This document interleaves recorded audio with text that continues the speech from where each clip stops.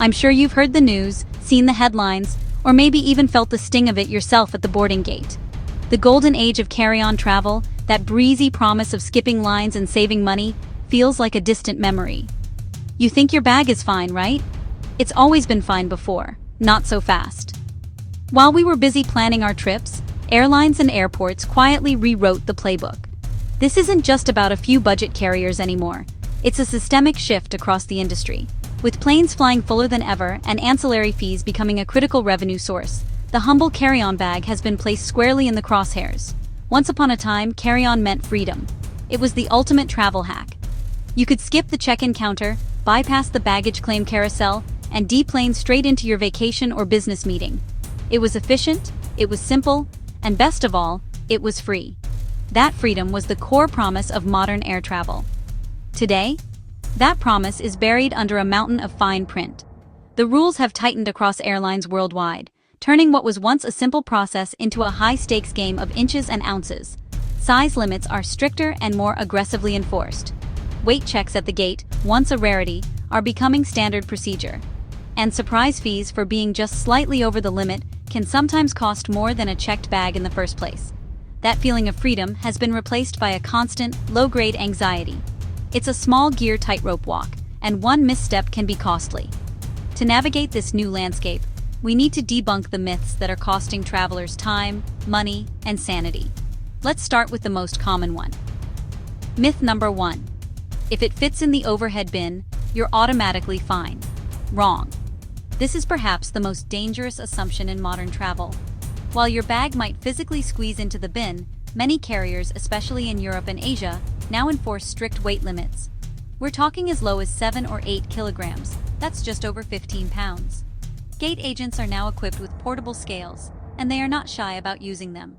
Furthermore, the exact dimensions are measured at the gate, and that includes the wheels and handles. That 22-inch bag you bought might actually be 23 inches when measured from the floor to the top of the handle. And that single inch can be the difference between boarding and paying up. This brings us to myth number 2. A personal item is a loophole for a second, smaller carry-on like a big backpack. Nope. The definition of a personal item has shrunk dramatically. Airlines are cracking down, specifying that this item must fit completely under the seat in front of you. That space is not as big as you think. An overstuffed backpack that infringes on the legroom of the person next to you won't fly. Literally. Some ultra-low-cost carriers now treat anything larger than a small purse or laptop bag as a full-sized carry-on, and will charge you accordingly at the gate, where fees are highest. The personal item is for your absolute essentials, not your overflow storage. Myth number 3. Using packing cubes is just a gimmick. They don't really save space. This couldn't be more wrong.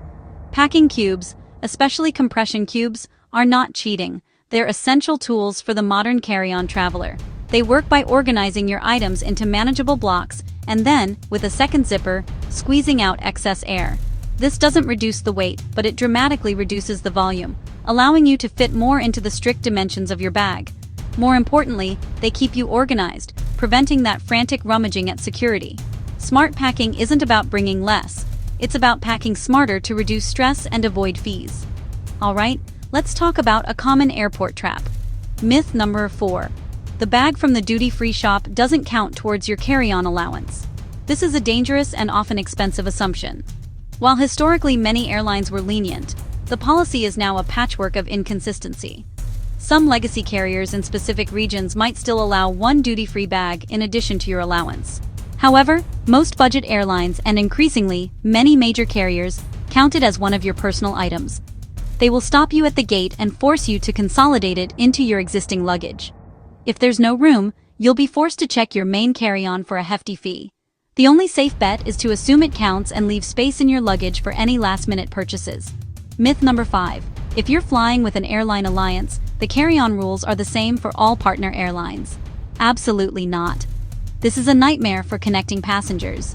You might book a ticket through United, which has a generous carry-on policy with no weight limit, but your connecting flight in Europe could be operated by its Star Alliance partner, Lufthansa, which has a strict 8-kilogram limit. The rule that almost always applies is the rule of the airline, that is, the one whose name is on the side of the plane. This means you could be compliant for the first leg of your journey and suddenly find your bag is overweight and oversized for the second. Always check the policy in your itinerary. And finally, a myth for the tech-savvy traveler. Myth number 6. If you check in online and have a mobile boarding pass, you can avoid scrutiny and sneak an oversized bag through. This strategy is failing more and more. Airlines are wise to this. They know that the final checkpoint is the boarding gate. Gate agents are now trained and sometimes even incentivized to be the last line of defense. They will visually scan every passenger and their luggage. If your bag looks even remotely questionable, they will pull you aside for a sizer and weight check right then and there. In fact, this is where the highest fees are often levied, as they know you have no other option. Checking in online saves time, but it doesn't grant you immunity from the rules. So, how do you win this game? The truth is, you need to do 3 things religiously before you even think about leaving for the airport. First, become a policy expert. Don't just glance at the confirmation email. Go to your airline's actual website and read the specific carry-on and personal item rules for your fare class. A basic economy ticket often has different, stricter rules than a standard economy ticket on the very same flight. Note the exact dimensions and, crucially, the weight limit. Second, measure and weigh everything at home. Invest a few dollars in a digital luggage scale. It's the single best tool for avoiding surprise fees. Pack your bag completely, then weigh it. If you're over, you can make adjustments at home for free. At the airport, it'll cost you. Use a tape measure and check all 3 dimensions. Remember to include the parts that stick out: the wheels, the handles, the side pockets. That's what the airlines measure. And third, designate a true personal item. This isn't your secondary suitcase. This is a small bag, sling, or backpack that contains only your absolute flight essentials. Your documents, wallet, phone, medications, a charger, and maybe a book. It should fit easily under the seat, leaving your legroom intact. This discipline not only keeps you compliant, but also ensures your most critical items are with you at all times, even if your main carry-on has to be gate-checked on a full flight. Here's a bonus tip for maximizing that precious space. Master the art of compression. Roll your clothes tightly instead of folding them flat. Use those compression packing cubes we talked about. And think about your packing order. Place your tech and your 3-in-1 liquids bag in an easily accessible outer pocket. This saves you the stress of unpacking your entire life in the middle of a busy security line. Carry-on travel isn't dead. It's just evolved. It demands more from us. It requires us to be smarter, more prepared, and more diligent. The days of just grabbing a bag and going are over. But by understanding the new rules, debunking the old myths, and adopting a smarter packing strategy, you can reclaim that feeling of freedom. You can still be the person who breezes through the airport, confident that you won't face any unpleasant surprises. The goal is simple. Fly ready, not surprised.